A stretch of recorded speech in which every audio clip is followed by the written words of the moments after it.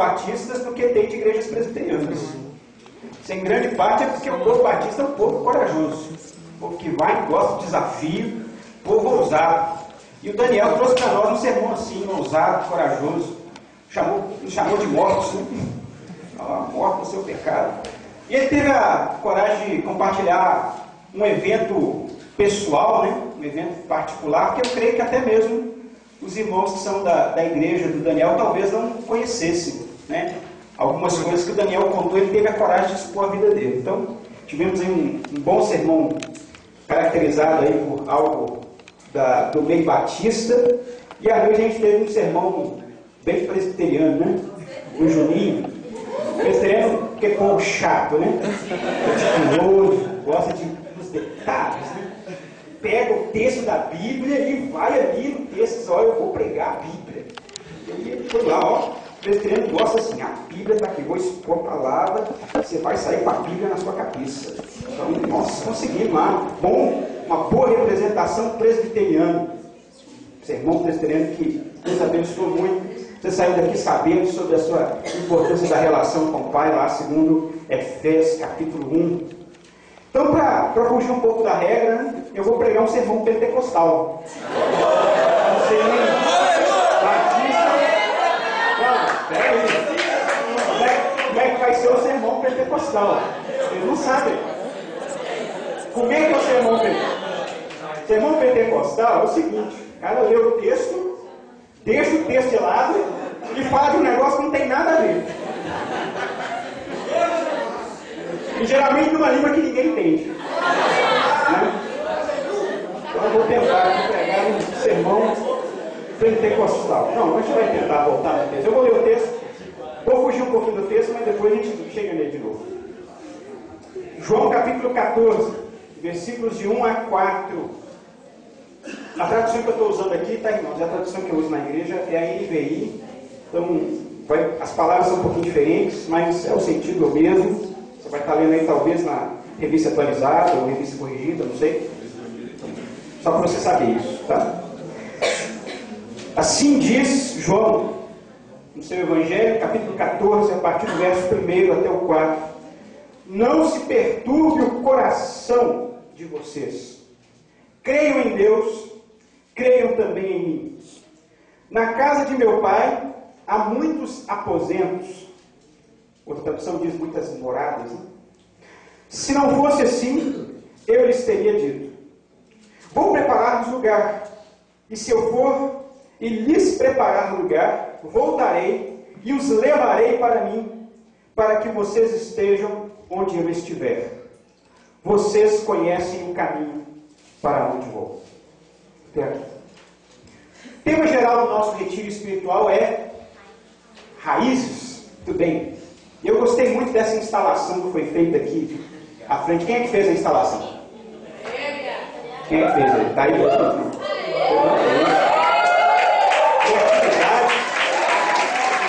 Coisa bonita. Achei maravilhoso e bem ilustrativo, né? Que sejam as raízes, né?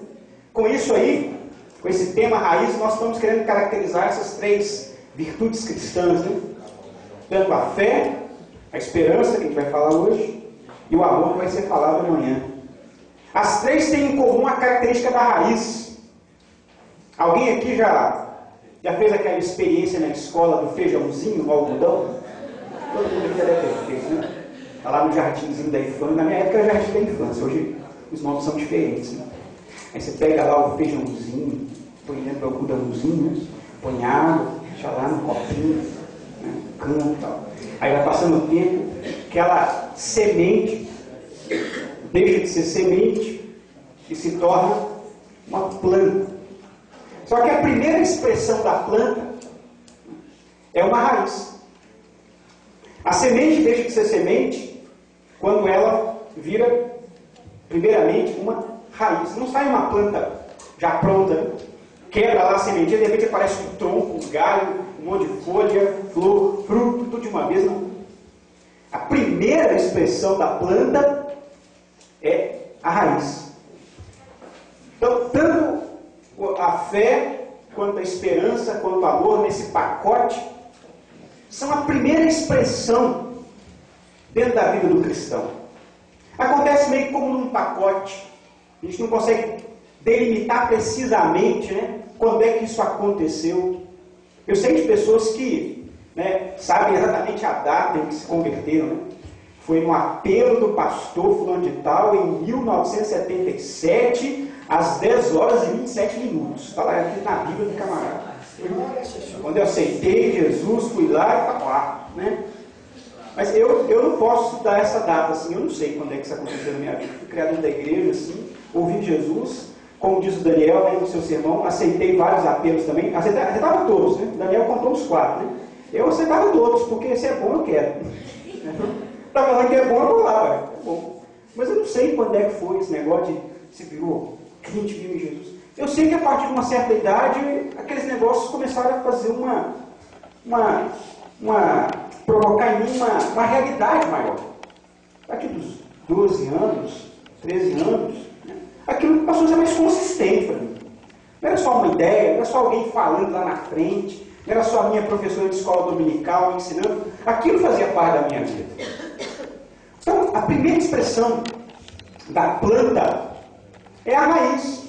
E a gente não sabe exatamente quando é que a semente deixa de ser semente e vira raiz. Começa a aparecer alguma coisa ali, de repente ela já é uma raiz. A primeira característica, você já tem isso em você se você é crente em Jesus. Mas é algo que está em desenvolvimento. Outra característica interessante também da raiz é que a função dela é ficar o máximo possível em contato com as substâncias que vão gerar a planta. A raiz ela está em contato com a terra, de onde as substâncias necessárias para que a planta se desenvolva vão ser colhidas. A raiz é uma colhedora, ela colhe substâncias que vão dar estrutura para a planta. Então isso é interessante, porque a fé, a esperança e o amor também são virtudes que têm essa finalidade. Elas não são virtudes que existem simplesmente por existir, por ser uma palavra bacana, interessante, não. Desenvolver isso na sua vida significa você estar em contato com a realidade de Deus. Você só está em contato com a realidade de Deus através de virtudes como essas. A fé, a esperança e o amor põem você em contato direto com esse solo sagrado que é o próprio Deus. São raízes que brotam do coração do Pai, que fluem através de nós. A raiz também tem outra característica interessante. Ela fica enterrada. Ela não fica só em contato com a terra, ela fica de fato na terra. Como disse Juninho ontem, né? Nós estamos em Cristo. E se está em Cristo, é dizer também que está enterrado, cravado em Cristo. Então, a raiz é uma parte fundamental da planta, mas é a parte menos visível, na verdade, não visível da planta. A gente não vê a planta. Estou vendo água. Obrigado. A gente não vê a raiz da planta, a gente vê a planta. Olha só. Então, a fé, a esperança e o amor também têm em comum essa característica. Elas estão enterradas, elas estão em Deus. E se você pegar uma plantinha, né? Assim, ó, vou te mostrar a raiz dessa planta. E tchum! Tirar a planta do vasinho, né, limpar a terra. Está aqui a raiz, ó, olha a raiz da planta. Você fala assim, tudo bem, eu estou vendo a raiz da planta, só que você acabou de matar a planta. Você matou a planta. Então, fé, esperança e amor também tem essa característica, né? Você vira assim, olha aqui como eu tenho fé, olha só a minha fé. Tudo bem, estou vendo sua fé, mas agora você matou a planta. Olha aqui a minha esperança. Eu sou um cara cheio de esperança. Tudo bem, mas você tirou a raiz do lugar. Olha meu amor, eu amo todo mundo. Eu sou um cara de amor. Tudo bem, mas você matou a planta também. Então, em comum, tem essas analogias aí que a gente pode fazer. Talvez outros, se você for mais criativo que eu, você pode talvez pensar por que fé, esperança e amor são raízes. Mas há também diferenças. Isso é o que elas têm em comum. A minha função aqui nessa manhã é falar sobre a esperança. Hoje de manhã e agora logo mais à noite. Esperança tem tido um diferencial das três.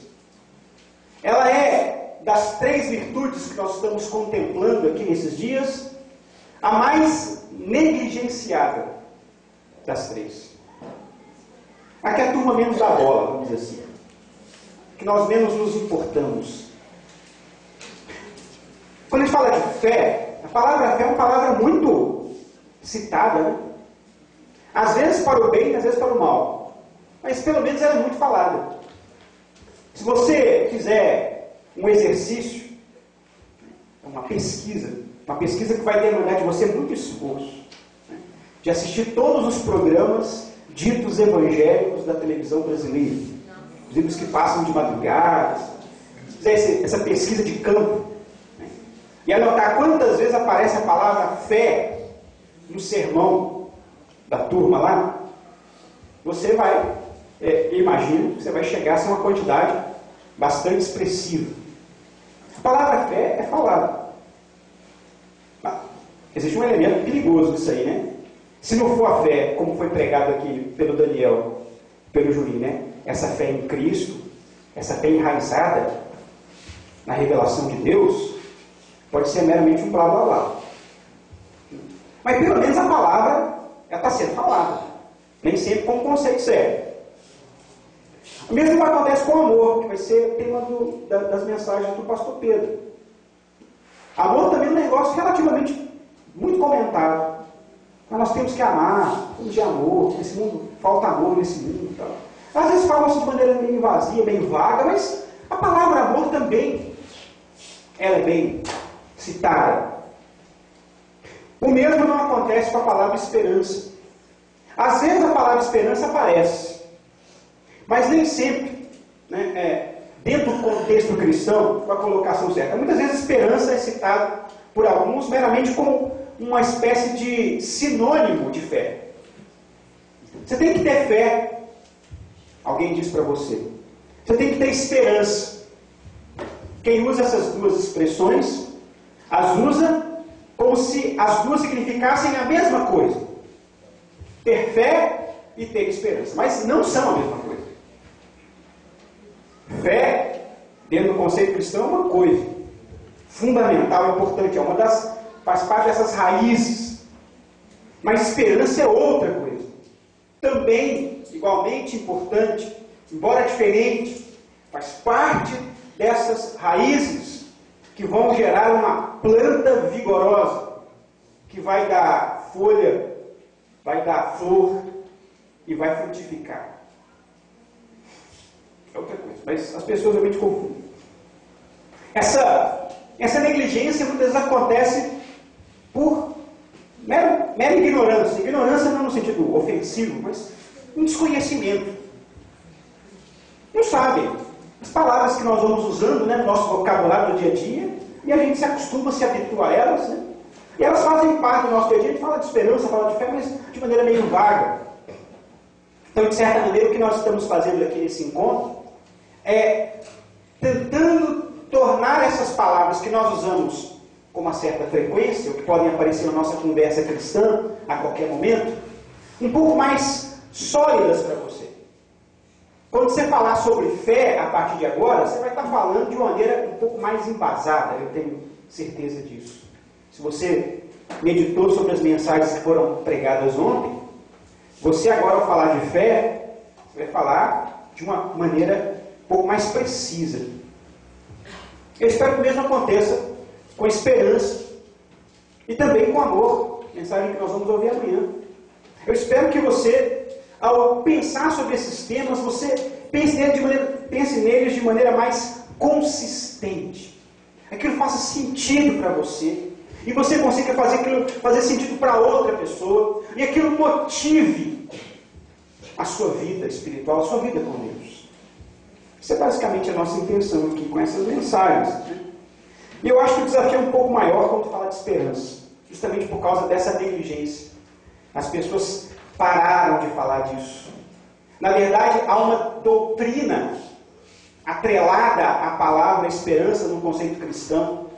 E é justamente por causa da negligência a essa doutrina, mais do que uma mera ignorância, um desconhecimento, é que nós perdemos o referencial de esperança cristã.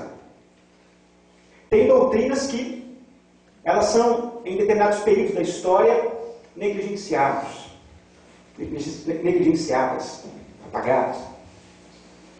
Algumas fábulas, você já leu historinha para criança, né? Fábulas e tal, contos infantis, né? Tem algumas fábulas em que aparece um determinado inimigo, um agente lá que está complicando a história, e muitas vezes a maneira que os heróis da fábula têm para lidar com o inimigo, lidar com aquele adversário que aparece na história, é descobrir alguma coisa relacionada ao nome daquele inimigo.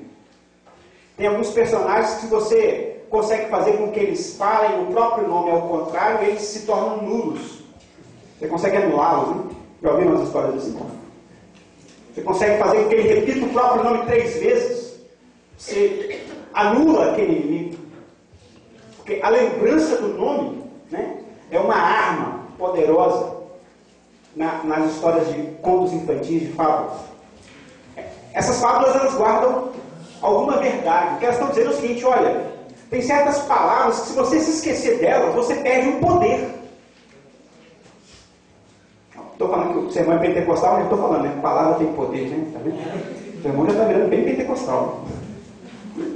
Mas, em certo sentido, tem. Não no sentido pentecostal aqui, mas tem sim.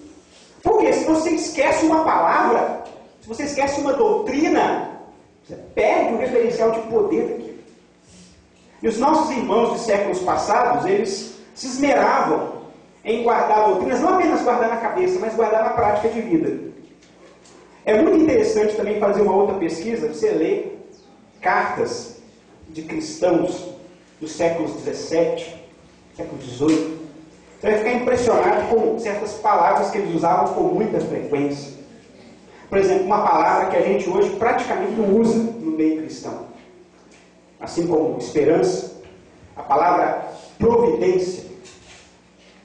Eu duvido que alguém aqui durante a semana tenha usado essa palavra, a não ser que more no bairro onde a minha mãe mora. A minha mãe mora no bairro Providência. Então, se você mora lá, eu já morei lá há muitos anos, né, antes de casar, então eu usava essa palavra com uma certa frequência. Tem que pegar o 15:10, a providência, para ir para casa. Mas, fora isso, né? Porque você não usa essa palavra providência. Você lê as cartas dos cristãos antigos que eles escreviam entre eles, não assim, no culto, na pregação, não, entre eles. Eles dizem assim, olha, eles dizem assim com frequência, olha, a boa providência de Deus me ajudou essa semana. Olha, pela providência de Deus eu consegui concluir a minha viagem. Olha, graças à providência divina, eu consegui fechar os meus negócios. Olha, pela providência de Deus, eu consegui fazer uma boa colheita este ano.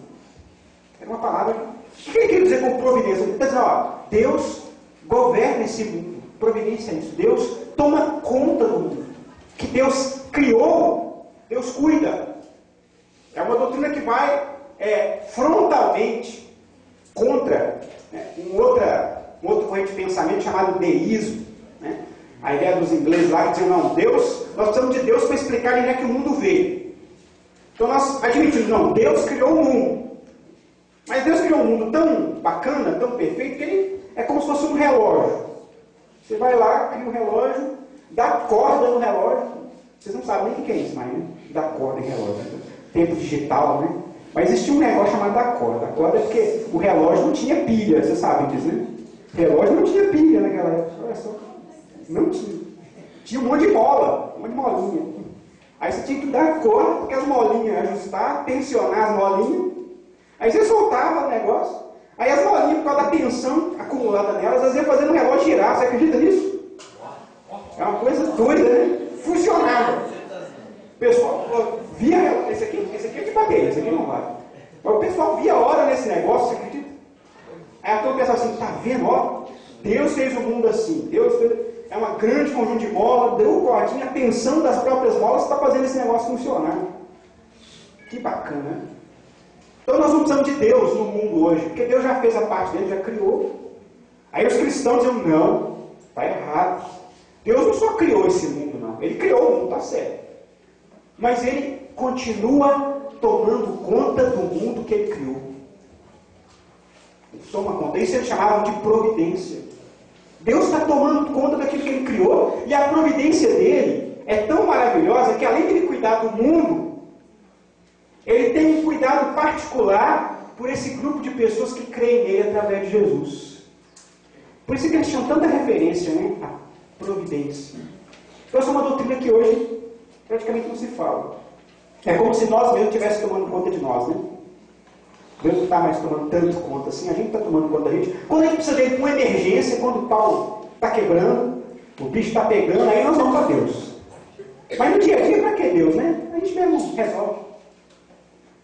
Essa é uma mentalidade geral. Por quê? Porque nós destruímos uma palavra, nós deixamos de falar uma palavra. E aí o poder dessa palavra, que ela contém, também está deixando de ser usufruído pela igreja. É muito sério. Isso também acontece com a esperança. Esperança, embora seja uma palavra que nós falemos mais do que providência, mas nós falamos com outro sentido, perdemos o sentido original. E porque a gente perdeu o sentido original, está perdendo também o poder disso na nossa vida hoje. Nós estamos deixando de usufruir de algo que Deus quer compartilhar com a sua igreja. Então resta para nós agora descobrir o que é. O que é então esperança? Se esperança não é a mesma coisa que fé, o que diferencia fé ou esperança de fé? Aí eu me volto agora, deixo de ser pentecostal e volto para o texto.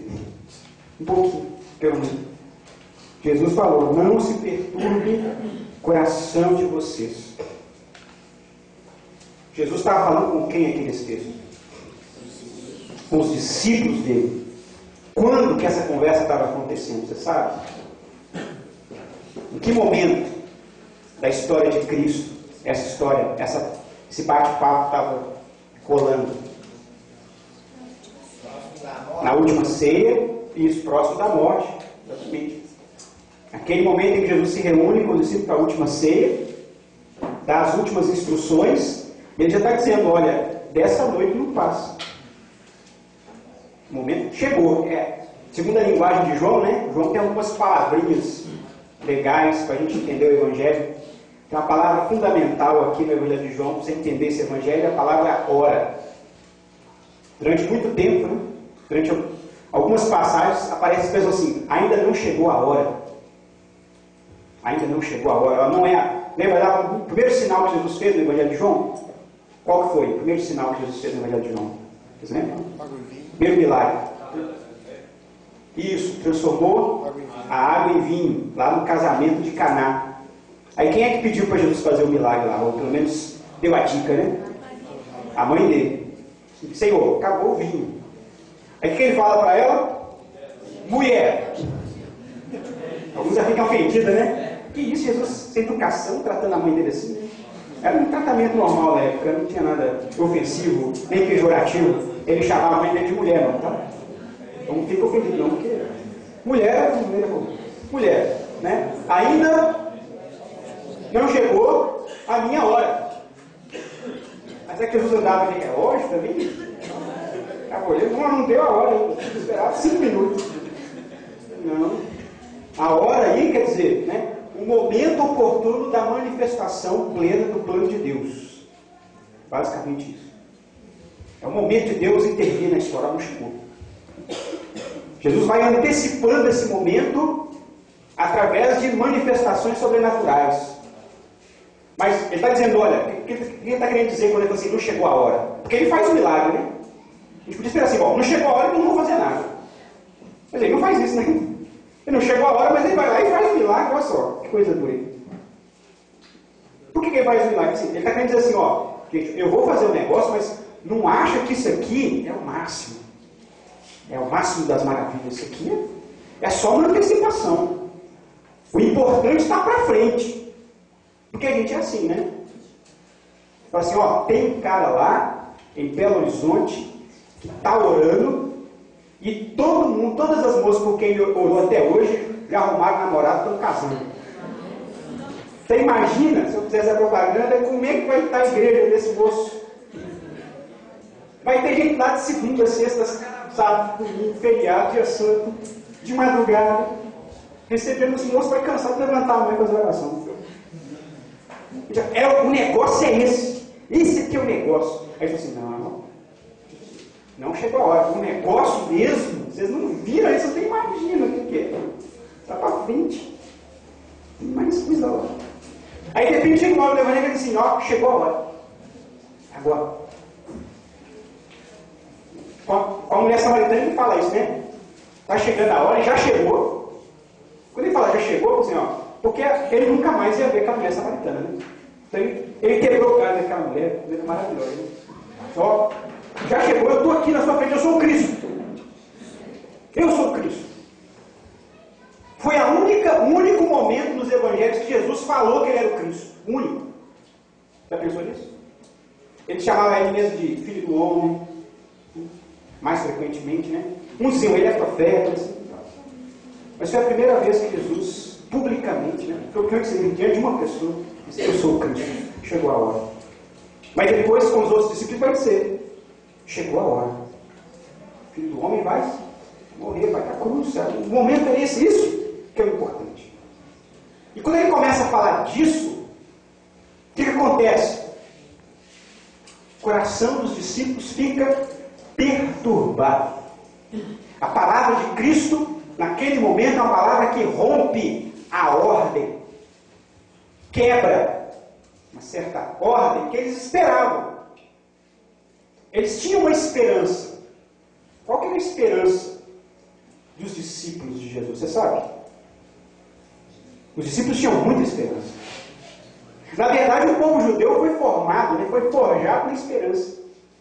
Esperança nas promessas de Deus. Quem foi o primeiro judeu, né, israelita, chamado por Deus? Quem foi? Você sabe? Escola dominical, vai Gênesis 12. Abraão ainda, né? Depois ele virou Abraão. O que Deus falou para Abraão lá naquele momento lá? Sai da terra, né? Deixa a parentela para trás, vai para a terra que eu vou te mostrar. Diz, em você, em ti, serão benditas todas as famílias da terra. Eu vou fazer de você um grande povo. Grande nação. Abraão tinha quantos filhos naquele momento? 0. Nada. Ele tinha quantos anos? 10 para caramba. A mulher dele já tinha 60, 70. Ele já tinha 80, não, 90 já. 80. Depois ficou mais 10 anos esperando a promessa. Lá para os 90 e tantos. Deus, até agora nada. Não, espera, promessa vai cumprir. Ele foi aguardando, até cumprir. E aí daí para frente, Deus foi através dele, ó, vai se levantar um Salvador. Espera. Ele tinha que esperar, aguardar no impossível. Então quando Jesus nasce, quando ele surge na história, você tem um povo que vivia de esperança. Só que o problema é o seguinte, às vezes a esperança, ela tem um foco errado. Ela está focada em alguma coisa errada. A esperança dos discípulos era que Jesus... Já estourei o tempo, hein? Pode ir. Não cheguei nem na metade aqui. A esperança dos discípulos é que Jesus ia ser aquele Messias prometido lá, que em um determinado momento da sua vida ele ia levantar a bandeira da guerra e dizer, vamos acabar com esse império romano maldito. Vamos pôr esse povo para baixo. E vamos nos tornar a grande nação. Israel vai ser grande império, eu vou reinar sobre vocês. E algum vai ser uma maravilha. Revolução total. Essa era a esperança deles.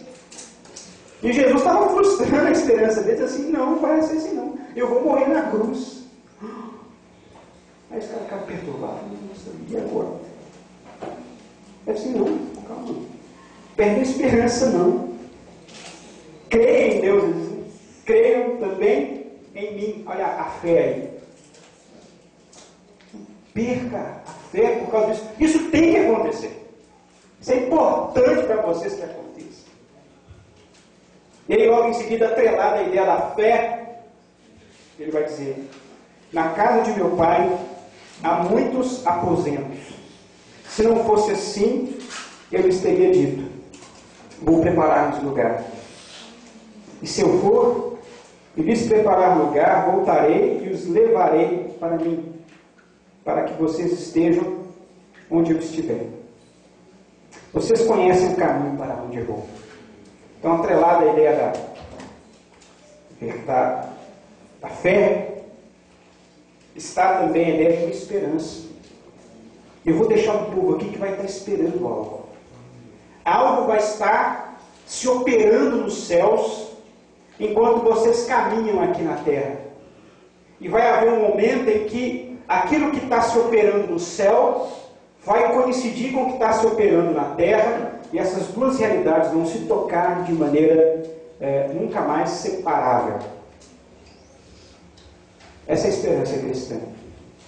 A esperança cristã é o discípulo de Jesus andando aqui na terra, mas com a sua mente ligada no que Deus está operando nos céus.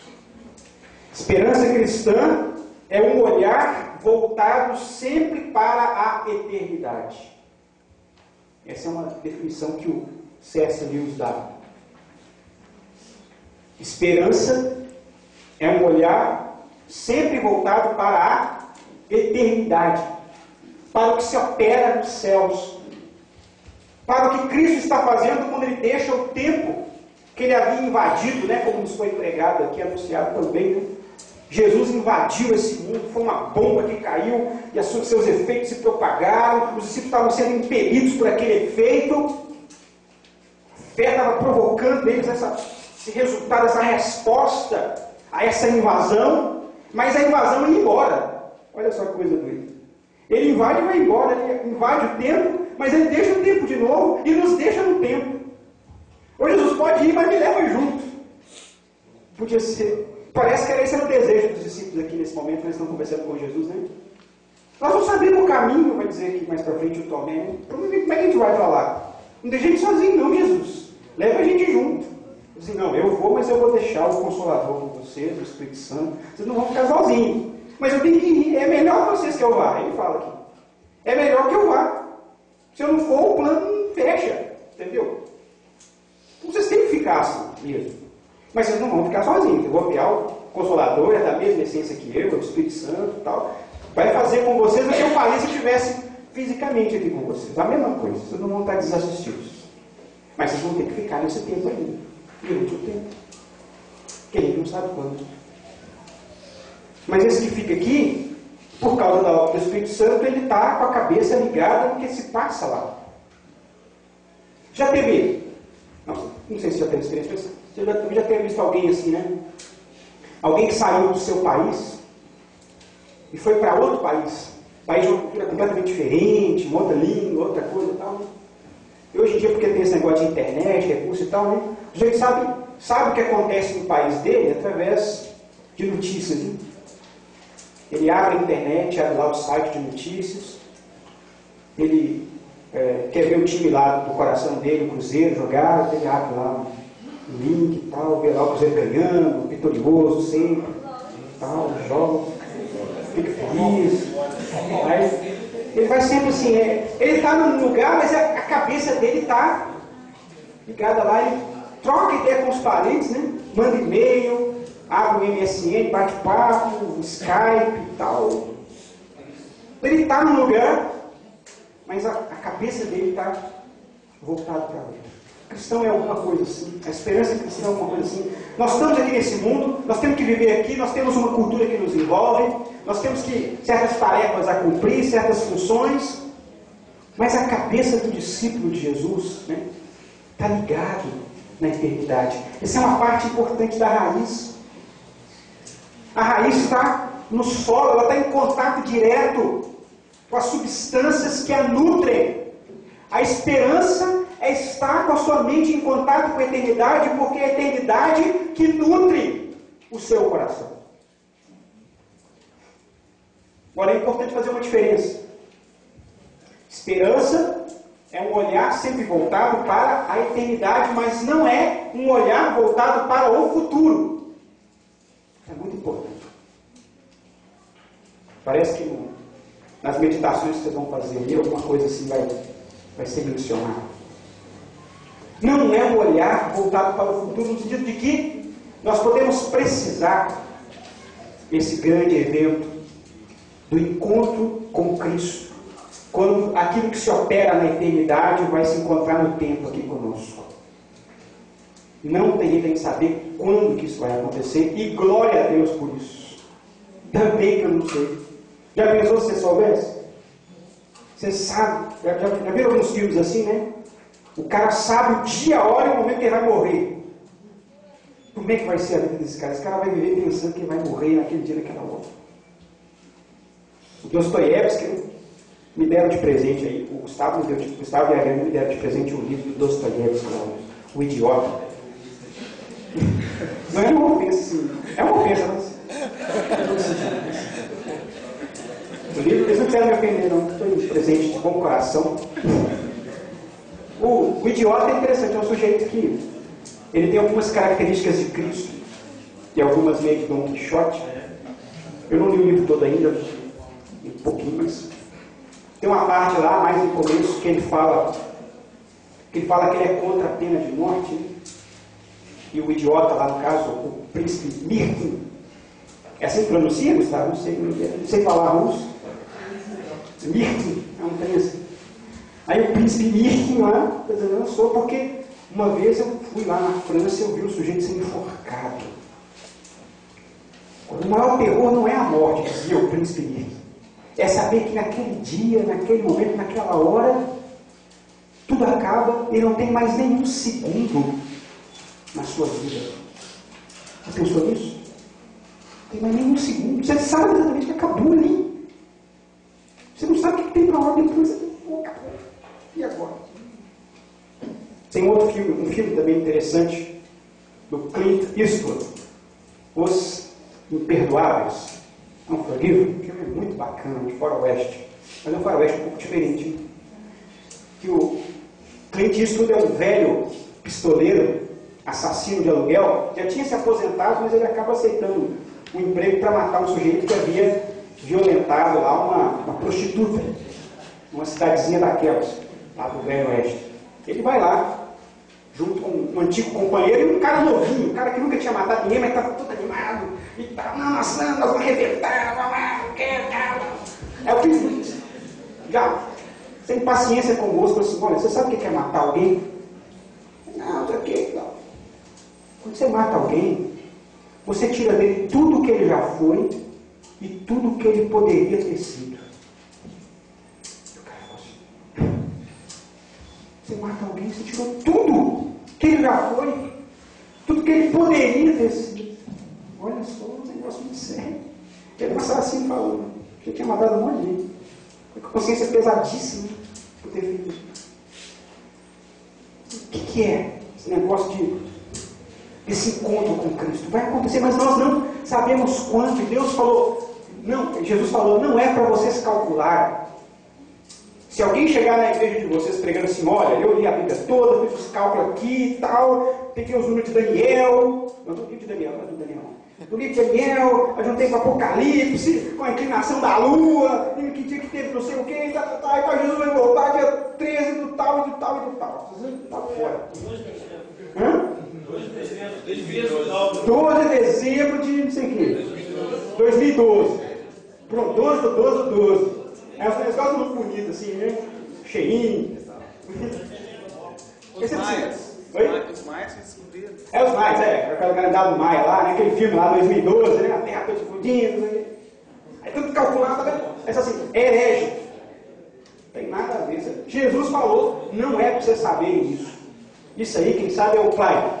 É a atribuição do Pai saber isso. Nem ao Filho isso cabe como atribuição. Olha só, hein? Nós estudamos sobre Trindade ontem, na pregação do Juninho. Tem coisa que o Pai faz e que o Filho não faz, hein? Você sabe disso, né? É um só Deus, triuno. Mas tem coisa que o Pai faz que o Filho não faz. Por exemplo, o Pai, cabe a ele precisar da data da volta do Filho. Não cabe ao Filho. Nem a Cristo. Também tem outro lado, hein? Não cabe ao Pai morrer na cruz. Quem morreu na cruz foi o Filho. A Trindade, um único Deus, distribuiu entre si essas tarefas. Então, assim, ó, se não é tarefa nem do Filho vai ser sua, eu, pastorzinho de Metigela, vou falar para Deus quando é que ele vai voltar. O que é isso? Está doido? Pode de jeito nenhum. É do Pai isso aí. Isso pode parecer assim, ruim para alguns que eles gostariam de saber. Quer saber? Cara, quando é que é o negócio? Assim, isso não é para você saber. Tem coisa que não é para a gente saber. E a esperança é isso. A esperança é uma consciência de que, ao estar ligado na eternidade, eu tenho descanso de que tem coisa que eu não vou saber. Conhece aquele texto clássico da Bíblia? As coisas, está lá em Deuteronômio 29, né? As coisas, só acaba ensinando aqui para a gente, né? As coisas encobertas pertencem a Deus, as reveladas pertencem a nós, aos nossos filhos. Tem coisas que tem encobertas, então Deus é Deus. Então, ter contato com a eternidade não é você invadir a eternidade, ir lá com aqueles filmes, né? De espionagem, né? Missão Impossível, que vai lá o Tom Cruise, né? Vai lá e invade a sede da CIA, e pá, e desce com o filho, e desarma lá, e pega o negócio, e pega a gotinha de suor, e vai lá e pega a gotinha de suor, pá, e não deixa ativar lá, e vai lá e pega o segredo, saca a cópia, finge que é bombeiro, e vai embora. Não vou entrar no céu assim, vou lá invadir os segredos divinos, e vou roubar, né? O segredo divino, eu sei o segredo divino, está aqui. Não é assim. Você não vai saber, Agora você vai viver bem. Você vai ter uma vida boa. Por aquilo que você sente dos efeitos daquilo que Deus está preparando para você. E isso é eternidade. Eu quero fechar, porque senão o tempo fica muito. Tinha mais coisa para falar, mas como eu vou falar à noite também, eu resgato alguma coisa. Senão os PGs não trabalham. Mas eu queria fechar com essa ideia.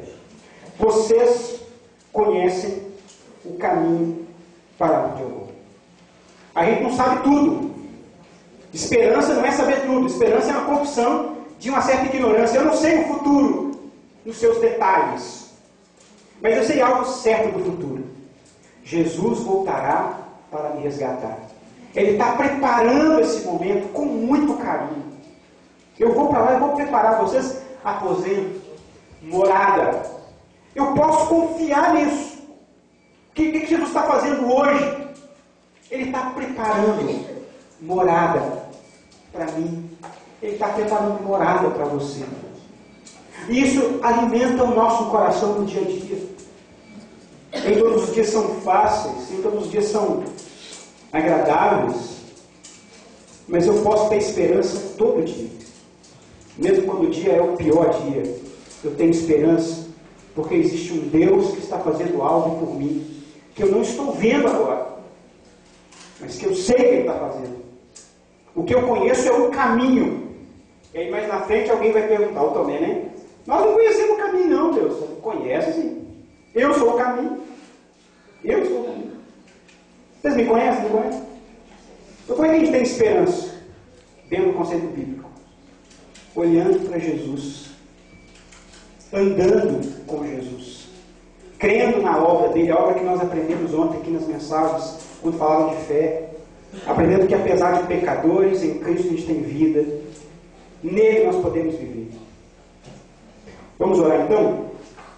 Que você fechasse seus olhos agora, para a gente dedicar esse tempo em oração, e depois a palavra será passada a quem lhe é direito.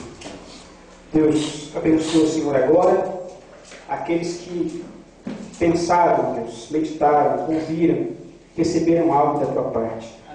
Usa, Deus, uma palavra, uma frase. Usa, Deus, texto da Bíblia que foi citado. Usa, Deus, algo que foi mencionado aqui para fortalecer a convicção da esperança cristã. Não deixa a esperança, Deus, como palavra morrer no nosso vocabulário. E não deixa, Deus, a esperança morrer no nosso coração por a gente não crer mais ou não vivermos mais voltados para a eternidade. Coloca o nosso coração voltado para a eternidade, ó Deus. No nome de Jesus. Amém.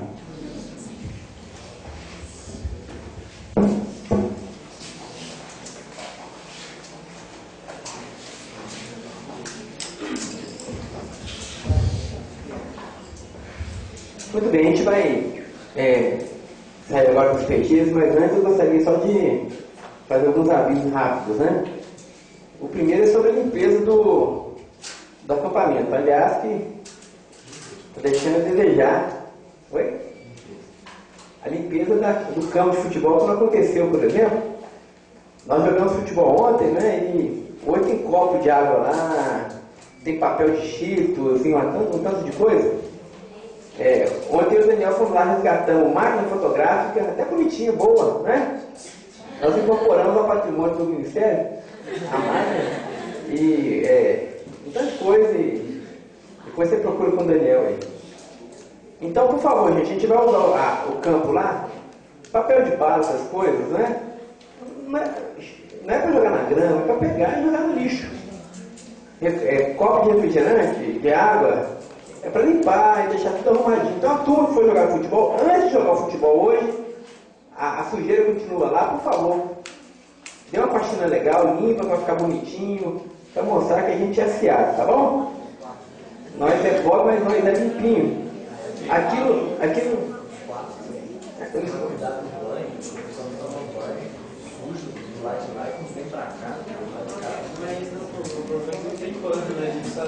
Tá sem pano de... Vamos ver se a gente providencia o material, mas toma banho, tem que tomar banho, mas deixa na medida do possível. Tá. Mas então toma banho e deixa tudo limpinho. O refeitório, por exemplo, né, gente? Hora do almoço, agora hora do café, isso nós vimos lá. O pessoal usou manteiga boa e tal, deixa toda a manteiga aberta, a facona atolada na manteiga, e prato em cima da mesa, com resto de melancia, copo de Toddy. E, gente, levanta, pega o seu copo, o seu prato. Aí ficou lá o pobre do Daniel, coitado, carregando os treinos também, né, limpando faca na manteiga e tampando as manteiguinhas bonitinhas. Vamos ter uma atenção especial para isso também, para a gente não pisar na bola, tá bom? Posso contar com a turma? Limpeza geral mesmo, né? Uma segunda observação é o seguinte, eu sei que a gente está no acampamento de adolescente, né? Eu também já fui, e a gente gosta de uma farra, de uma bagunça, aí é legal. Aí tem o quarto aqui da delinquência, que é esse primeiro quarto aqui. Aconteceu umas coisas sombrias lá à noite, né? Do nada o pessoal apareceu pintado, não sei, o homem trouxe batom para o acampamento, é engraçado.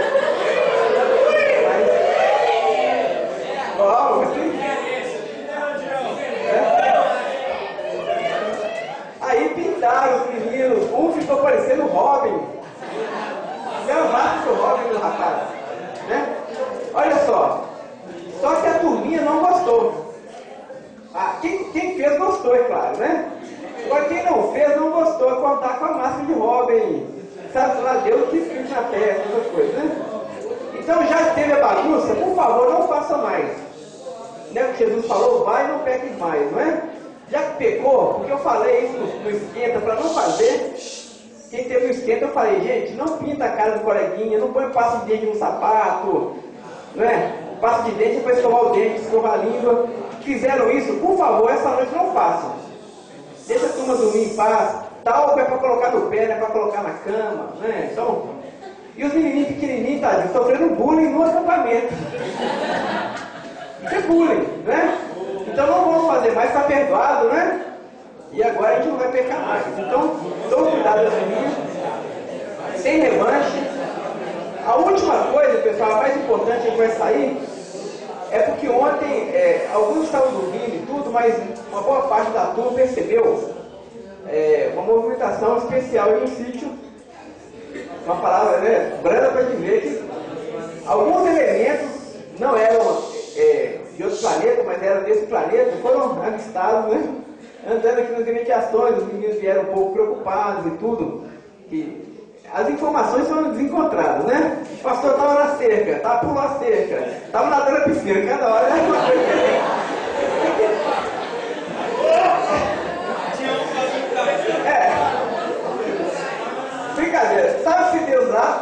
fato que espantou as meninas e os rapazes também. Nós ficamos preocupados, né? Mas eu quero tranquilizar todo mundo. O que nós fizemos ontem? A liderança da igreja, com o pessoal, nós temos aqui uma autoridade constituída pelo Estado.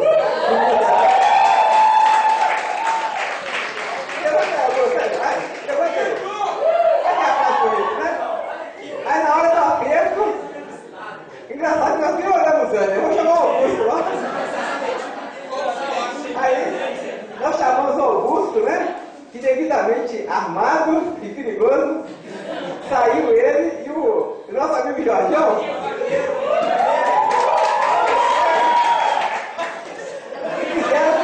E fizeram uma roda.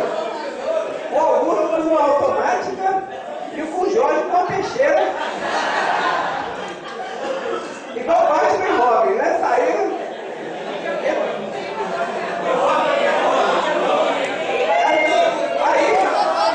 Aí saíram dentro da viatura aqui improvisada. E o Douglas, com medo do som, ele ficou: seu ladrão, saia da moita, né? Falando. Mas do humor à parte, a questão foi o seguinte, né? É que nós percebemos várias movimentações, inclusive de viaturas policiais de manhã, e à noite também passaram várias, nós ficamos de fato preocupados. Então o Augusto, o Jorge e o Douglas de fato deram uma volta aí pelas imediações, né? Para que a gente pudesse ficar tranquilo. Temos algumas orientações para a turma, e assim, nós tivemos então informação, o Augusto conseguiu entrar em contato com o pessoal da polícia, eles vieram aqui inclusive, e aí eles nos informaram que a movimentação de viatura é porque estava tendo uma festa aqui na região mesmo, então eles estavam, e foi pedido uma atenção especial por parte da polícia, por isso que eles estavam rondando por aqui, e provavelmente essa turma que foi vista aí, era o pessoal da festa, ou alguma pessoa que estava passando na rua mesmo. Então meninas, sacanagem, não viu mal com medo à toa. A prudência não quer, né? Mas a orientação continua, né? Vai dormir, tranca a porta do quarto, tá bem? Tem um líder do quarto, né? Tranca a porta do quarto, fica bonitinho lá dentro. Se for, evite sair, tem um banheiro dentro do quarto, né? Se for beber água, já leva a água pro quarto para beber lá, para que ninguém fique rondando por aqui. À noite, por favor, não se disperse, quanto mais os meninos menores, né? Evite ficar no canto, porque ao lado já é o mato, né? Então, assim, é do outro lado da rua, então evite ficar isolado, ande mais em grupo, vamos ficar mais aqui aglutinados nessa região mais iluminada e mais movimentada aqui, tá certo, pessoal? Mas a ideia é o seguinte: não fiquem preocupados, então podem dormir tranquilos, que o Senhor nos guardou, depois nós oramos também, né? E está tudo em paz, amém? Vamos então para os PGs? Daniel, pessoal, eu senti também uma movimentação muito forte saindo na hora do culto. Vamos evitar isso. Vou deixar a água aqui atrás, não precisa de sair, beleza? Eu vou tirar também essa parte aqui para ventilar mais. Então vamos tentar manter aqui para dispersar demais a culto. pessoal, o PG, tem aí o livrinho, leiam o livrinho, os livros de PG, né? Que fala de esperança, e vamos trabalhar esses pequenos livros. Vamos lá. Até 11h40 mais ou menos, 15 para meio-dia.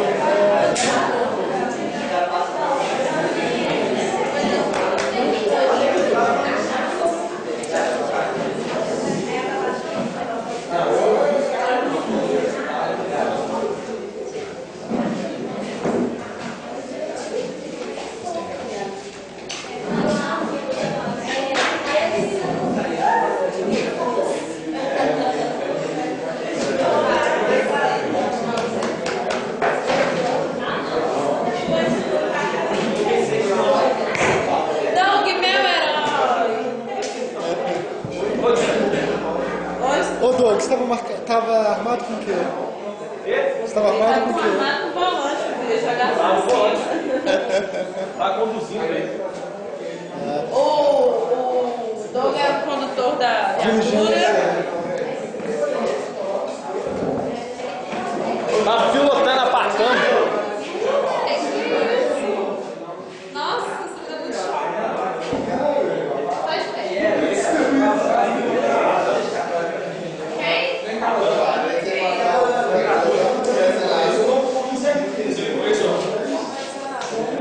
Eu limpo água.